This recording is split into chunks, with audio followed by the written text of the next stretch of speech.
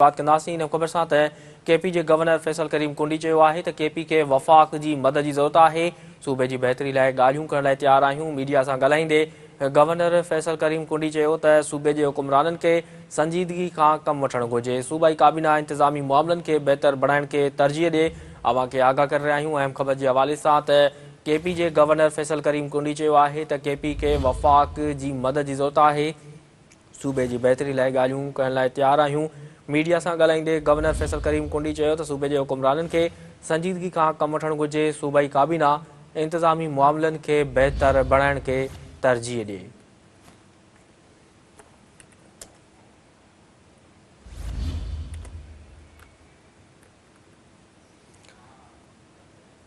सूबे जी बहितरी लाइ ॻाल्हियूं करण लाइ तयारु आहियूं। गवर्नर केपी खे वधीक चयो त सूबे जे हुकुमराननि खे संजीदगी खां कमु वठणु घुरिजे। केपी खे वफ़ाक़ जी मदद जी ज़रूरत आहे। अवां खे अहम ख़बर खां आगाह करे रहिया आहियूं त फैसल करीम कुंडी जो चवणो त सूबे जी बहितरी लाइ ॻाल्हियूं करण लाइ हमेशह तयारु आहियूं। सूबे जे हुकुमराननि खे संजीदगी खां कमु वठणु घुरिजे।